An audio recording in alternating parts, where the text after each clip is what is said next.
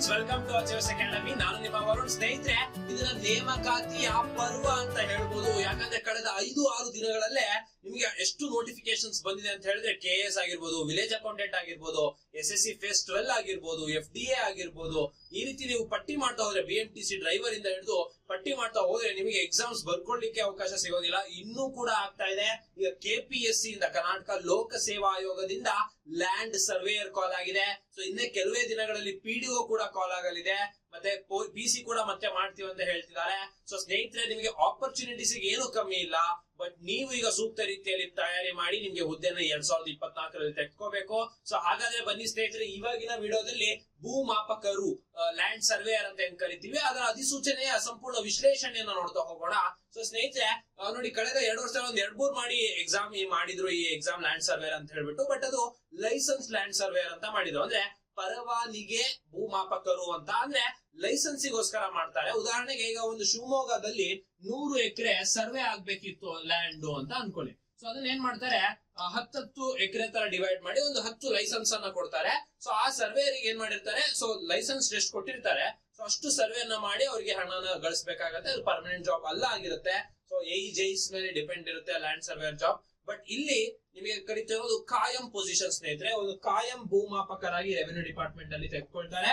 So ಅದು ಆ ತರ ಹುದ್ದೆ. ಸೊ ನೋಡೋಣ, ಭೂಮಾಪನ, ಕಂದಾಯ ವ್ಯವಸ್ಥೆ ಮತ್ತು ಭೂ ದಾಖಲೆಗಳ ಇಲಾಖೆಗೆ ಸಂಬಂಧಪಡುವಂತಹ ಭೂಮಾಪಕರು, ಲ್ಯಾಂಡ್ ಸರ್ವೇಯರ್ ಅಂತ ಹೇಳ್ಬಿಟ್ಟು ಕರೀತಾರೆ. ಬಟ್ ಎಷ್ಟು ಪೋಸ್ಟ್ ಇದೆ ಅಂದ್ರೆ 264 ಪೋಸ್ಟ್. ಇದು ಗ್ರೂಪ್ C ಅಂತ ಬರುತ್ತೆ ಸ್ನೇಹಿತರೆ. ಉಳಿಕೆ ಮೂಲ ವೃಂದದಲ್ಲಿ 23,500ದಿಂದ 47,500 ತನಕ ನಿಮಗೆ ಪೇಮೆಂಟ್ ಸ್ಟ್ರಕ್ಚರ್ ಇರುತ್ತೆ ಸ್ನೇಹಿತರೆ. ಅದು ಆದ್ರೆ ಎಲ್ಲರೂ ಕೂಡ ಗಮನಿಸಿ ಸರ್, ಯಾರು ಎಲಿಜಿಬಲ್ ಅಂತ ಹೇಳ್ಬಿಟ್ಟು ಸುಮಾರು ಜನ ಕ್ವಶನ್ಸ್ ಅನ್ನ ಕೇಳ್ತಾ ಇದ್ರೆ. ಸೊ ಎಲ್ಲರೂ ಕೂಡ ಈ ವಿಡಿಯೋನ ಕರೆಕ್ಟ್ ಆಗಿ ನೋಡಿ. ಸೊ ನಾನು ಹೇಳ್ತೀನಿ, ಸೊ ಯಾರ್ಯಾರು ಎಲಿಜಿಬಲ್ ಇಲ್ಲ ಅಂತ ಅವರೆಲ್ಲರೂ ಬೇಕಾದ್ರೆ ವಿಡಿಯೋನ ಇವಾಗಲೇ ಎಂಡ್ ಮಾಡಬಹುದು. ಸೊ ಸಮಯ ವ್ಯರ್ಥ ಮಾಡೋದು ಬೇಡ. ಸೊ ಯಾರ್ಯಾರಿಗೆ ಎಲಿಜಿಬಲ್ ಇದೆ ಅಂತ ನೋಡಿ. ಮೊದಲನೇದು ಇಂಜಿನಿಯರಿಂಗ್, BE ಅಥವಾ BTech ಸಿವಿಲ್ ಇಂಜಿನಿಯರಿಂಗ್ ಅನ್ನ ಓದಿರ್ಬೇಕು. ಸೊ ನೀವೇನಾದ್ರೂ ಸಿವಿಲ್ ಇಂಜಿನಿಯರಿಂಗ್ ಅಂದ್ರೆ ಅಭಿಯಂತರರು ಆಗಿದ್ರಿ ಅಂದ್ರೆ, ಸಿವಿಲ್ ಇಂಜಿನಿಯರ್ಸ್ ಓದಿದ್ರಿ ಅಂದ್ರೆ, ಸೊ ನೀವು ಅವ್ರು ಎಲಿಜಿಬಲ್ ಇರ್ತೀರಾ. ಅಥವಾ ಸಿವಿಲ್ ಇಂಜಿನಿಯರಿಂಗ್ ಡಿಪ್ಲೊಮೋನ ಪಾಸ್ ಮಾಡಿದ್ರು ಕೂಡ ನೀವು ಅರ್ಹರಿರ್ತೀರಾ. ಸೊ ಐದರ್ ನೀವು ಸಿವಿಲ್ ಇಂಜಿನಿಯರಿಂಗ್ ಅನ್ನ ಮಾಡಿರ್ಬೇಕಾಗತ್ತೆ, ಅಥವಾ ಸಿವಿಲ್ ಇಂಜಿನಿಯರಿಂಗ್ ನಲ್ಲಿ ಡಿಪ್ಲೊಮೋನ ಕೂಡ 3 ವರ್ಷದ ಡಿಪ್ಲೊಮೋ ಕೋರ್ಸ್ ಏನಿದೆ PUC ಮೇಲೆ, ಸೊ ನಂತರ ಅದನ್ನ ಕೂಡ ಮಾಡಿರ್ಬೇಕಾಗತ್ತೆ. ಸೆಕೆಂಡ್ PUC ಅನ್ನ ಓದಿರ್ಬೇಕು. ಸೆಕೆಂಡ್ PUC ಯಲ್ಲಿ ಪ್ರಮುಖವಾಗಿ ಸೈನ್ಸ್ ಅನ್ನ ತೆಗೆದುಕೊಂಡು ಓದಿರುವಂತವ್ರು, ಅಂದ್ರೆ ಆರ್ಟ್ಸ್ ಕಾಮರ್ಸ್ ಇಲ್ಲಿ ಎಲಿಜಿಬಲ್ ಬರೋದಿಲ್ಲ. ನೀವು ಗಮನಿಸಿ. ಸೊ ಯಾರ್ಯಾರು PUC ಯಲ್ಲಿ ಆರ್ಟ್ಸ್ ಅಥವಾ ಕಾಮರ್ಸ್ ಓದಿದೀರಾ, ಬೇರೆ ಡಿಗ್ರೀಸ್ ನ ಓದಿದೀರಾ, ಅವ್ರು ಯಾರು ಎಲಿಜಿಬಲ್ ಇಲ್ಲ. ಸೊ ಎಲಿಜಿಬಲ್ ಇರೋರು ಯಾರು ಅಂದ್ರೆ ಐದರ್ ಸಿವಿಲ್ ಇಂಜಿನಿಯರಿಂಗ್ ಓದಿರೋರು, ಡಿಪ್ಲೊಮಾ ಇನ್ ಸಿವಿಲ್ ಓದಿರೋದು, ಅಥವಾ PUC ಯಲ್ಲಿ ಸೈನ್ಸ್ ಓದಿರ್ಬೇಕು. ಮತ್ತೆ ಮ್ಯಾಥ್ಸ್ ಮತ್ತು ಮ್ಯಾಥ್ಸ್ ಸಬ್ಜೆಕ್ಟ್ ಇರಬೇಕು, ಫಿಸಿಕ್ಸ್ ಸಬ್ಜೆಕ್ಟ್ ಇರಬೇಕು. ಅದು 60% ಗಿಂತ ಕಡಿಮೆ ಇರಬಾರ್ದು. ಅಂದ್ರೆ PUC ಯಲ್ಲಿ ನೀವು ಅಟ್ಲೀಸ್ಟ್ ಸೈನ್ಸ್ ನ ಓದಿ 60% ಗಿಂತ ಅಬೋವ್ ಪರ್ಸೆಂಟೇಜ್ ಇರೋರು ಮಾತ್ರ ಎಲಿಜಿಬಲ್ ಇರ್ತಾರೆ. ಅಥವಾ ನೀವು ಲ್ಯಾಂಡ್ ಅಂಡ್ ಸಿಟಿ ಸರ್ವೆ ಅಂತ ಒಂದೇನ್ ಪದವಿ ಕೊಡ್ತಾರೆ ಕರ್ನಾಟಕ ವೃತ್ತಿ ಶಿಕ್ಷಣ ಇಲಾಖೆಯಿಂದ, ಅದನ್ನಾದ್ರೂ ಪಾಸ್ ಆಗಿರ್ಬೇಕು. ಅಥವಾ ಉದ್ಯೋಗ ಅಥವಾ ತರಬೇತಿ ಇಲಾಖೆ ನಡೆಸುವ ITI ಇನ್ ಸರ್ವೆ ಟ್ರೇಡ್ ಅಂತ ಹೇಳ್ಬಿಟ್ಟು, ಅಂದ್ರೆ ಅದರಲ್ಲಿ ಒಂದು ITI ಲಿ ಹಲವಾರು ಟ್ರೇಡ್ ಗಳಿರುತ್ತೆ, ಫಿಟ್ಟರ್, ಎಲೆಕ್ಟ್ರಿಷಿಯನ್, ಈ ತರ. ಸೊ ಅದರಲ್ಲಿ ಸರ್ವೆ ಟ್ರೇಡ್ ಅನ್ನೋದ್ರಲ್ಲಿ ITI ಮಾಡಿದ್ರೆ ಕೂಡ ನೀವು ಇದಕ್ಕೆ ಎಲಿಜಿಬಲ್ ಇರ್ತೀರಾ. ಸೊ ಯಾರ್ಯಾರು ಎಲಿಜಿಬಲ್ ಇದಕ್ಕೆ, ಒಂದು ಸಿವಿಲ್ ಇಂಜಿನಿಯರ್ ಅಥವಾ ಡಿಪ್ಲೊಮಾ ಇನ್ ಸಿವಿಲ್ ಅಥವಾ PUC ವಿತ್ ಸೈನ್ಸ್, ಅದರಲ್ಲೂ ಕೂಡ 60% ಅಷ್ಟು ಮಾರ್ಕ್ಸ್ ಇರ್ಬೇಕಾಗತ್ತೆ. ಅಥವಾ ಲ್ಯಾಂಡ್ ಅಂಡ್ ಸಿಟಿ ಸರ್ವೆ ಅಂತ ಒಂದು ವೃತ್ತಿ ಶಿಕ್ಷಣ ಇಲಾಖೆಯಿಂದ ಕೊಡುವಂತದ್ದು, ಅಥವಾ ITI ಇನ್ ಸರ್ವೆ ಟ್ರೇಡ್. ಇಷ್ಟು ಜನಗಳು ಮಾತ್ರ ಇದಕ್ಕೆ ಅರ್ಹರಿರ್ತಾರೆ ಈ ಎಕ್ಸಾಮ್ಸ್ ಅನ್ನ ಬರೆಯಕ್ಕೆ. ಸೊ ಯಾರ್ಯಾರು PUC ಸೈನ್ಸ್ ಓದಿರ್ತೀರಾ, ಯಾರ್ಯಾರು 60% ಮೇಲೆ ಮಾರ್ಕ್ಸ್ ಇದೆ, ಅವರೆಲ್ಲರೂ ಕೂಡ ಇದಕ್ಕೆ ಅಪ್ಲೈ ಮಾಡಬಹುದು. ಸೊ ಡಿಗ್ರಿಯಲ್ಲಿ ಕೂಡ ಅದೇ ಇಂಜಿನಿಯರಿಂಗ್ ಓದಿರುವಂತವ್ರು, ಡಿಪ್ಲೊಮಾ ಓದಿರುವಂತವ್ರು, ಸಿವಿಲ್ ಇಂಜಿನಿಯರ್ಸ್ ಯಾರು ನೋಡ್ತಾ ಇದ್ದೀರಾ ಅವ್ರಿಗೆ ಇರುತ್ತೆ. ಸೊ ಉಳಿದ ಯಾವ ವಿದ್ಯಾರ್ಥಿಗೂ ಕೂಡ ಇದಕ್ಕೆ ಅರ್ಹತೆ ಇರೋದಿಲ್ಲ. ಸೊ ಅವ್ರ ಯಾರ್ಯಾರು ಅರ್ಹತೆ ಇಲ್ಲ, ಸೊ ಅವರ ಬೇಕಾದ್ರೆ ವಿಡಿಯೋನ ಸ್ಟಾಪ್ ಮಾಡಬಹುದು. ಯಾಕಂದ್ರೆ ಮುಂದೆ ಸಿಲೆಬಸ್ ವಿಡಿಯೋಗಳನ್ನ ಹೇಳ್ತಾ ಇರ್ತೀನಿ. ಸೊ ಅಥವಾ ನಿಮ್ಮ ಸ್ನೇಹಿತರು ಯಾರಾದ್ರೆ ಅವ್ರಿಗೆ ಇದನ್ನ ಕಳಿಸ್ಕೊಡ್ಬೋದು. ಸೊ ಹಾಗಾದ್ರೆ ನೋಡೋಣ ಬನ್ನಿ, ಈ ನೋಟಿಫಿಕೇಶನ್ ಏನಿದೆ ಮತ್ತೆ ಯಾವ ತರ ಸಿಲೆಬಸ್ ಇದೆ ಅಂತ ಹೇಳ್ಬಿಟ್ಟು. ಸೊ ಯಾರ್ಯಾರಿಗೆ ಅರ್ಹತೆ ಇರುತ್ತೆ ಸೊ ಅವ್ರು ನೋಡ್ತಾ ಇರಿ. ಸೊ ಸ್ಟಾರ್ಟ್ ಆಗುವಂತ ದಿನಾಂಕ ಒಂದು KPSC ಯಲ್ಲಿ OTR ಅನ್ನ ಮಾಡಿರ್ತೀರಾ already, commercial tax inspector exam ನ ಬರ್ದಿರ್ತೀರಾ. ಸೊ ಅವರು 11 ಮಾರ್ಚ್ 2024 ಅಪ್ಲಿಕೇಶನ್ ಸ್ಟಾರ್ಟ್ ಆಗುತ್ತೆ. 10 ಏಪ್ರಿಲ್ ತನಕ ನಿಮ್ಗೆ ಅಪ್ಲಿಕೇಶನ್ ತುಂಬಕ್ಕೆ ಅವಕಾಶ ಇರುತ್ತೆ. ಮತ್ತೆ ಇದರಲ್ಲಿ ನೀವು ನೋಡ್ಬೋದು, ಎಕ್ಸಾಮ್ ಡೇಟ್ ಅನ್ನ ಮೊದಲೇ ಅನೌನ್ಸ್ ಮಾಡಿದ್ದಾರೆ, 21 ಜುಲೈ ಅಂತ ಹೇಳ್ಬಿಟ್ಟು. ಸೊ ಇದು ಒಂಥರ ಒಳ್ಳೇದೇ, ಯಾಕಂದ್ರೆ ನಿಮ್ಗೆ ತಯಾರಿಗೆ ಸೂಕ್ತ ರೀತಿಯಲ್ಲಿ ನೀವು ಇದನ್ನ ತಯಾರಿ ಮಾಡಬಹುದು. ಮತ್ತೆ ನೋಡಿ, ಕಡ್ಡಾಯ ಕನ್ನಡ ಭಾಷಾ ಪರೀಕ್ಷೆಯನ್ನ ಕೂಡ ಕೊಟ್ಟಿದ್ದಾರೆ. 20ನೇ ತಾರೀಕು ಅದಿರುತ್ತಂತೆ. ಯಾರ್ಯಾರು ಅಕ್ಟೋಬರ್ 2022ರಿಂದ ಈ ಕಡೆ ಅಂದ್ರೆ ಲೇಬರ್ ಇನ್ಸ್ಪೆಕ್ಟರ್ ಬರ್ದಿರ್ತೀರಾ, ಒಂದಿಷ್ಟು ಜನ ಅಕೌಂಟ್ ಅಸಿಸ್ಟೆಂಟ್ ಬರ್ದಿರ್ತೀರಾ, ಒಂದಿಷ್ಟು ಜನ ಕಮರ್ಷಿಯಲ್ ಟ್ಯಾಕ್ಸ್ ಇನ್ಸ್ಪೆಕ್ಟರ್ ಗೆ ಕಡ್ಡಾಯ ಕನ್ನಡ ಬರ್ದಿರ್ತೀರಾ. ಸೊ ಒಟ್ಟಲ್ಲಿ ನೀವು ಕಡ್ಡಾಯ ಕನ್ನಡ ಪಾಸ್ ಆಗಿತ್ತು ಅಂದ್ರೆ ಇಲ್ಲಿ ಬರೆಯೋ ಅವಕಾಶ ಇಲ್ಲ. ಆದ್ರೆ ಪಾಸ್ ಆಗಿಲ್ಲ ಅಂತ ಹೇಳಿದ್ರೆ ಇವಾಗ ಬರಿಬೇಕಾಗತ್ತೆ ಈ ಎಕ್ಸಾಮಿಗೆ. ಸೊ ಇದ್ರ ಬಗ್ಗೆ ನಿಮಗೆ ಗೊತ್ತಾಯ್ತು ಅಂತ ಅನ್ಕೊಂತೀನಿ. ಸೊ ನೆಕ್ಸ್ಟ್ ಇದನ್ನ ನೋಡ್ತಾ ಹೋಗೋಣ. ಇನ್ನು ಎಕ್ಸಾಮಿನೇಷನ್ ಫೀಸ್ ನಿಮ್ಗೆ ಕೆಪಿಎಸ್ಸಿ ಇಂದ ಸ್ಟ್ಯಾಂಡರ್ಡ್ ಆಗಿ ಕೊಡೋ ತರ ಜನರಲ್ ಮೆರಿಟ್ ಅವರಿಗೆ 600 ರೂಪಾಯಿ ಇರುತ್ತೆ. ಹಾಗೆ ಒಂದು 300 ರೂಪಾಯಿ OBC ಕ್ಯಾಟಗರಿ ಅವರಿಗೆ ಇರುತ್ತೆ. ಹಾಗೂ SC/ST ಕ್ಯಾಟಗರಿ ಅವರಿಗೆ ಯಾವುದೇ ರೀತಿಯಾದಂತಹ ಶುಲ್ಕ ಇರೋದಿಲ್ಲ, ಅವರಿಗೆ ಎಕ್ಸಾಮ್ಷನ್ ಇರುತ್ತೆ. ಇನ್ನು ಏಜ್ ಲಿಮಿಟ್ ನೋಡೋದಾದ್ರೆ 18 ವರ್ಷ ಆಗಿರ್ಬೇಕು ಕನಿಷ್ಠ, ಯಾಕಂದ್ರೆ PUC ಕೊಟ್ಟಿದ್ದಾರೆ. ಮ್ಯಾಕ್ಸಿಮಮ್ 35 ಜನರಲ್ ಅವರಿಗೆ, 40 SC/ST ಅವರಿಗೆ, 38 3 ವರ್ಷ ಸಡಿಲಿಕ್ಕೆ OBC ಅವರಿಗೆ ಇರುತ್ತೆ. ಇದು ಸ್ನೇಹಿತರೆ ಈ ಪೋಸ್ಟ್ ಯಾವ ತರ ಇರುತ್ತೆ ಸರ್, ಲ್ಯಾಂಡ್ ಸರ್ವೇಯರ್ ಅನ್ನೋ ಜಾಬ್ ನಮ್ಗೆ ಈಗ ನಾವು ಎಕ್ಸಾಮ್ ಬರ್ದ್ವಿ ಪಾಸ್ ಆದ್ವಿ, ನಮ್ಗೆ ಯಾವ ತರ ಇರುತ್ತೆ ಅಂತ ಹೇಳಿದ್ರೆ ಸ್ನೇಹಿತರೆ 2 ವರ್ಷಗಳ ಕಾಲ ಪರಿವೀಕ್ಷಣಾ ಅವಧಿಯಲ್ಲಿ ಇರ್ತಾರೆ. ಅಂದ್ರೆ 2 ವರ್ಷಗಳ ಕಾಲ ಅವ್ರಿನ್ನೂ ಹುದ್ದೆಯನ್ನು ಕಾಯಂ ಆಗಿರೋದಿಲ್ಲ. ಸೊ ಏನ್ ಮಾಡ್ತಾರೆ, ನೇಮಕವಾದ ಅಭ್ಯರ್ಥಿಗಳು 6 ತಿಂಗಳು ಭೂಮಾಪಕರ ವೃತ್ತಿ ಬುನಾದಿ ತರಬೇತಿ, ಏನ್ ಫೌಂಡೇಶನ್ ಕೋರ್ಸ್ ಅಂತ ಲ್ಯಾಂಡ್ ಸರ್ವೇರಿಗೆ ಅಂದ್ರೆ ಯಾವ ತರ ಮಾಡೋದು ಅದನ್ನ ಹೇಳ್ಕೊಡ್ತಾರೆ. ಸೊ ಅದು 6 ತಿಂಗಳನ್ನ ಅದನ್ನ ಮಾಡ್ಬೇಕಾಗತ್ತೆ. ಸೊ PUC ಮೇಲೆ ಯಾರು ಸೆಲೆಕ್ಷನ್ ಆಗಿರ್ತಾರೆ 12th ಸ್ಟ್ಯಾಂಡರ್ಡ್ ಮೇಲೆ, ಅವರಿಗೆ 9 ತಿಂಗಳ ತರಬೇತಿ ಇರುತ್ತೆ. ಸೊ 6 ಮಂತ್ಸ್ ಯಾರಿಗಿರುತ್ತೆ, ಸೊ ಯಾರ್ಯಾರು ಡಿಗ್ರಿ ಮೇಲೆ ಹೋಗಿರ್ತಾರೆ ಅವರಿಗೆ 9 ಮಂತ್ಸ್ ಟ್ರೈನಿಂಗ್ ಯಾರಿಗಿರುತ್ತೆ, PUC ಮೇಲೆ ಹೋಗಿರುವಂತ ವಿದ್ಯಾರ್ಥಿಗಳಿಗೆ. ಮತ್ತೆ ನೋಡಿ, ಬುನಾದಿ ತರಬೇತಿ ನಂತರ ಭೂಮಾಪಕರು ಆಗೋ ಮುಂಚೆ ಅವ್ರಿಗೊಂದು ವೃತ್ತಿ ಬುನಾದಿ ಅಂದ್ರೆ ಫೌಂಡೇಶನ್ ಕೋರ್ಸ್ ಏನ್ ಮುಗಿಸಿರ್ತಾರೆ ಟ್ರೈನಿಂಗ್ ಪೀರಿಯಡ್ ಅಲ್ಲಿ, ಅದಕ್ಕೆ ಒಂದು ಪರೀಕ್ಷೆ ಇರುತ್ತೆ. ಆ ಪರೀಕ್ಷೆನ ಪಾಸ್ ಮಾಡ್ಲೇಬೇಕಾಗತ್ತೆ. ಅಕಸ್ಮಾತ್ ನೀವು ಆ ಪರೀಕ್ಷೆ ಪಾಸ್ ಮಾಡಿಲ್ಲ ಅಂದ್ರೂ ಕೂಡ ಅದು ನೋಡಿ, ಒಂದ್ ವೇಳೆ ಪ್ರಥಮ ಪ್ರಯತ್ನದಲ್ಲಿ ಉತ್ತೀರ್ಣ ಆಗದೆ ಇದ್ರು ಕೂಡ ಇನ್ನೊಂದು ಅವಕಾಶ ಕೊಡ್ತಾರಂತೆ. ಯಾಕಂದ್ರೆ ಅವರು ಮೇನ್ ಕಾಂಪಿಟೇಟಿವ್ ಎಕ್ಸಾಮ್ ನ ಪಾಸ್ ಮಾಡಿ ಬಂದಿರ್ತಾರೆ, ಹಾಗಾಗಿ ಮತ್ತೆ ಟ್ರೈನಿಂಗ್ ಕೂಡ ಪಡ್ಕೊಂಡಿರ್ತಾರೆ, ಹಾಗಾಗಿ ಸೊ ಇನ್ನೊಂದು ಅವಕಾಶ ಕೊಡ್ತಾರೆ. ಅದ್ಯಾಗೋ ಆ ಎಕ್ಸಾಮ್ ಅನ್ನ ಕೂಡ ಅವ್ರು ಪಾಸ್ ಮಾಡಿಲ್ಲ, 2ನೇ ಸರಿ ಕೊಟ್ಟಾಗೂ ಪಾಸ್ ಮಾಡಿಲ್ಲ ಅಂದ್ರೆ ಆಗ ರಿಜೆಕ್ಷನ್ ಮಾಡ್ತಾರೆ. ಬಟ್ ಆ ಟ್ರೈನಿಂಗ್ ಅಲ್ಲಿ ಆದಂತಹ ಪರೀಕ್ಷೆನ ನೀವು ಪಾಸ್ ಮಾಡ್ಲೇಬೇಕಾಗತ್ತೆ ನೆಕ್ಸ್ಟ್ ಜಾಬ್ಗೆ ಹೋಗ್ಬೇಕಾದ್ರೆ. ಸೊ ಇದಾಗಿರುತ್ತೆ ನಿಮ್ಗೆ ಲ್ಯಾಂಡ್ ಸರ್ವೇರ್ ಅಲ್ಲಿ ಇದ್ದಂತಹ ಒಂದು ಟ್ರೈನಿಂಗ್ ಪೀರಿಯಡ್ ಮತ್ತು ಜಾಬ್ ಯಾವ ತರ ಇರುತ್ತೆ. ಸೊ 2 ವರ್ಷದ ನಂತರ ನಿಮಗೆ ಪರ್ಮನೆಂಟ್ ಮಾಡ್ತಾರೆ. Group C ಅಂತದಿರುತ್ತೆ. ನೀವು ಹೋಗ್ತಾ ವಿತಿನ್ 5 years 7 years ಅಲ್ಲಿ ಪ್ರಮೋಷನ್ ಆಗ್ತಾ ಹೋಗ್ತೀರಾ. ಸೊ ಒಂಥರ ಜೂನಿಯರ್ ಇಂಜಿನಿಯರ್ ಲೆವೆಲ್ ತನಕನೂ ಕೂಡ ನೀವು ಹೋಗ್ಬೋದಾಗಿರುತ್ತೆ. ಸೊ ಸ್ನೇಹಿತರೆ ನೋಡಿ, ಪೋಸ್ಟ್ ಗಳು ನೋಡೋದಾದ್ರೆ ನಿಮ್ಗೆ ಹುದ್ದೆ ವರ್ಗೀಕರಣ ನಿಮ್ಗೆ ಯಾವಾಗೂ ನೋಟಿಫಿಕೇಶನ್ ಆಗಿ ಇದನ್ನೇ ನೋಡಿ ಅಂತ ಹೇಳ್ತೀನಿ. ಸೊ ನೀವು SC/ST ಇದ್ದು ಅದರಲ್ಲಿ ನೀವು SC/ST ಗ್ರಾಮೀಣ ಬರ್ತಿದೆ, ಕನ್ನಡ ಮಾಧ್ಯಮ ಬರ್ತಿದೆ, ಅಥವಾ ಯಾವ್ದು ನೋಟಿಫಿಕೇಶನ್ ಇರುತ್ತೆ ಈ ತರ ಬರುತ್ತೆ. ಸೊ 7 ಪೋಸ್ಟ್ ಗಷ್ಟೇ ನೀವು ಕಾಂಪೀಟ್ ಮಾಡ್ತಾ ಇರ್ತೀರಾ ಒಟ್ಟಾರೆ ಇರುವಂತ 264 ಪೋಸ್ಟ್. ಸೊ ಅದನ್ನ ನೀವು ನೋಡ್ಕೋಬೇಕು ನಿಮ್ಮ ಕೆಟಗರಿಗೆ ಯಾವ್ದು ಬರುತ್ತೆ ಅಂತ ಹೇಳ್ಬಿಟ್ಟು. ಸೊ ಅದ್ರೆ ಮಾತ್ರ ಅಪ್ಲೈ ಮಾಡಿ. ನಂತರದ ನೋಡಿ, ಈಗ ಮೇನ್ ನೀವೆಲ್ಲ ಕಾಯ್ತಿರುವಂತದ್ದು ಸಿಲೆಬಸ್ ಏನಿರುತ್ತೆ ಸರ್ ಈ ಪೇಪರಿಗೆ. ಸೊ ನಾ ಎಲಿಜಿಬಲ್ ಇದೀನಿ ಸರ್, ನಂಗೆ ಸಿಲೆಬಸ್ ಗೊತ್ತಾಗ್ಬೇಕು ಅಂದ್ರೆ ಇದನ್ನ ನೋಡಿ.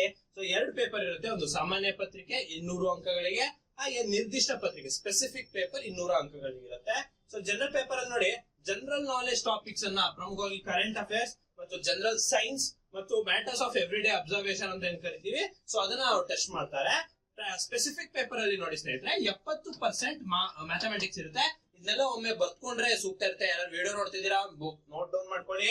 70% ಏನಿರುತ್ತೆ ಸ್ಪೆಸಿಫಿಕ್ ಪೇಪರ್ ಅಲ್ಲಿ ಮ್ಯಾಥ್ಸ್ ಇರುತ್ತೆ. ಹಾಗೆ 20% ಏನಿರುತ್ತೆ ಫಿಸಿಕ್ಸ್ ಇರುತ್ತೆ. ಇನ್ನು 10% ಏನಿರುತ್ತೆ ಜಿಯೋಗ್ರಫಿ ಇರುತ್ತೆ. ಸೊ ಇದನ್ನ ನೀವು ಸ್ಪೆಸಿಫಿಕ್ ಪೇಪರ್ ಅಲ್ಲಿ ಗಮನಿಸಬೇಕು. ಸೊ ಒಂದು GK ಪೇಪರ್ ನಾರ್ಮಲ್ ಆಗಿ ಯಾವ ತರ ಇರುತ್ತೋ ಆ ತರನೇ ಇರುತ್ತೆ. ಕರೆಂಟ್ ಅಫೇರ್ಸ್ ಇರುತ್ತೆ, ಜನರಲ್ ಸ್ಟಡೀಸ್ ಇರುತ್ತೆ, ಹಾಗೆ ನಿಮ್ಗೆ ಸೈನ್ಸ್ ಇರುತ್ತೆ ಅದರಲ್ಲಿ. ಬಟ್ ಈಗ ನೀವು ಸ್ಪೆಸಿಫಿಕ್ ಪೇಪರ್ ನೋಡೋದಾದ್ರೆ 70% mathematics syllabus, 20% physics syllabus, 10% geography syllabus ನಿಮಗೆ ಓದ್ಬೇಕಾಗತ್ತೆ ಸ್ಪೆಸಿಫಿಕ್ ಪೇಪರ್ಗೆ. ಸೊ ಯಾರ್ಯಾರು ಸೈನ್ಸ್ PUC ಸೈನ್ಸ್ ಓದಿರ್ತೀರಾ, ಸರ್ ನಾವು ಓದಿರೋ ಮ್ಯಾಥಮೆಟಿಕ್ಸ್ ಯೂಸೇ ಆಗಿಲ್ಲ ಸರ್ ಎಲ್ಲೂ, ನಾನು ನಂತರದಲ್ಲಿ ಕಾಂಪಿಟೇಟಿವ್ ಫೀಲ್ಡ್ ಬಂದೆ, ಮೆಂಟಲ್ ಅಬಿಲಿಟಿ ಹೆಚ್ಚಿಗೆ ಬರೋದಿಲ್ಲ ಅಂತ ಅಂತಿರೋರಿಗೆ ನೋಡಿ, ನಿಮ್ಗೆ ಇಲ್ಲಿ ಸಿಲೆಬಸ್ ನೀವು ಓದಿರುವಂತಹ ಸಿಲೆಬಸ್ ಇದೆ.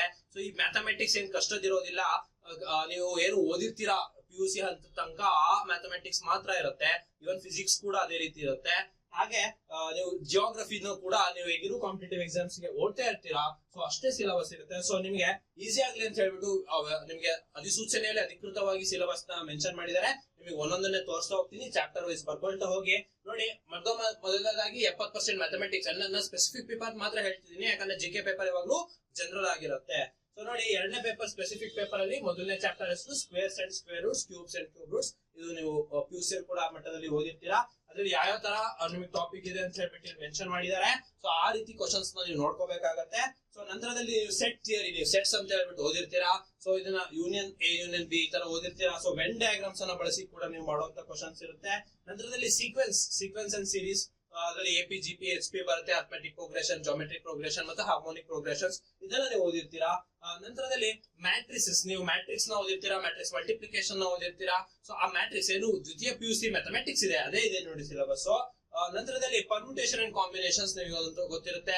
ಈಗ ಉದಾಹರಣೆಗೆ 10 ಬೇರೆ ಬೇರೆ ಕಲರ್ ಸಾಕ್ಸ್ ಹಾಕಿರ್ತೀವಿ. ಸೊ ಅದನ್ನ ತೆಗಿಬೇಕು ಅಂದ್ರೆ ಎಷ್ಟು ಚಾನ್ಸ್ ಅಲ್ಲಿ ತೆಗಿತೀವಿ, ಅಥವಾ ಒಂದು ಕಾಯಿನ್ ಟಾಸ್ ಮಾಡಿದ್ರೆ ಎಷ್ಟು ನಮಗೆ ಬರುತ್ತೆ ಅಂತ ಹೇಳ್ಬಿಟ್ಟು. ಸೊ ಈ ತರ ನಿಮಗೆ ಪರ್ಮ್ಯುಟೇಷನ್ಸ್ ಅಂಡ್ ಹ್ಯಾಂಡ್ ಶೇಕ್ಸ್ ಮಾಡಿದ್ರೆ ಎಷ್ಟು ಹ್ಯಾಂಡ್ ಶೇಕ್ಸ್ ಬರುತ್ತಂತ. ಸೊ ಈ ತರ ಒಂದು ಟಾಪಿಕ್ಸ್ ನ ನೀವು ನೋಡಿರ್ತೀರಾ. ನಂತರ ಸ್ಟಾಟಿಸ್ಟಿಕ್ಸ್, ನೀವು PUC ಅಲ್ಲಿ ಸ್ಟಾಟಿಸ್ಟಿಕ್ಸ್ ನ ಕೂಡ ಒಂದು ಸಬ್ಜೆಕ್ಟ್ ರೀತಿ ಓದಿರ್ತೀರಾ ಒಬ್ರು. ಮತ್ತೆ PUC ಅಲ್ಲಿ ಕೂಡ ಲಾಸ್ಟ್ ಒಂದ್ 2 ಚಾಪ್ಟರ್ ಸ್ಟಾಟಿಸ್ಟಿಕ್ಸ್ ಇತ್ತು ಮ್ಯಾಥಮೆಟಿಕ್ಸ್ ಅಲ್ಲಿ. ಸೊ ಅದೇ ಇರುತ್ತೆ. ನಿಮಗೆ ಏನು ಮೀನ್ ಕಂಡುಹಿಡಿಯೋದು, ಮೀನ್ ಡಿವಿಯೇಷನ್ ಕಂಡುಹಿಡಿಯೋದು, ಸ್ಟ್ಯಾಂಡರ್ಡ್ ಡಿವಿಯೇಷನ್ ಕಂಡುಹಿಡಿಯೋದು. ಸೊ ಈ ರೀತಿ ಮೀಡಿಯನ್ ಪ್ರತಿಯೊಂದು ಕೂಡ ಇರುತ್ತೆ. ಇನ್ನು HCF ಅಂಡ್ LCM ಇದು ಸ್ಟ್ಯಾಂಡರ್ಡ್ ಆಗಿರುತ್ತೆ. ನೀವು HCF LCM ಕ್ವಶನ್ಸ್ ನ ನೋಡಿರ್ತೀರಾ. ಇದಿಷ್ಟು ನಿಮ್ಗೆ ಬೇಸಿಕ್ ಅರ್ಥಮೆಟಿಕ್ ನ ಸಿಲೆಬಸ್ ಆಗಿರುತ್ತೆ. ಈಗ ಅಲ್ಜಿಬ್ರಾ ನೋಡೋದಾದ್ರೆ ಬೇಸಿಕ್ಸ್ ಆಫ್ ಅಲ್ಜಿಬ್ರಾಯಿಕ್ ಟರ್ಮ್ಸ್ ನ ಇರುತ್ತೆ, ಅದೇ ಆಗಿರ್ಬೋದು. ಅಥವಾ multiplication of algebraic expressions, mathematical identities ಬರುತ್ತೆ. ಲೀನಿಯರ್ ಈಕ್ವೇಶನ್ಸ್ ಆಗಿರ್ಬೋದು, ಕ್ವಾಡ್ರಾಟಿಕ್ ಈಕ್ವೇಶನ್ಸ್ ಆಗಿರ್ಬೋದು, ಫ್ಯಾಕ್ಟರೈಸೇಷನ್ ಆಗಿರ್ಬೋದು, ಅಲ್ಜಿಬ್ರಾಯಿಕ್ ಇರ್ಬೋದು.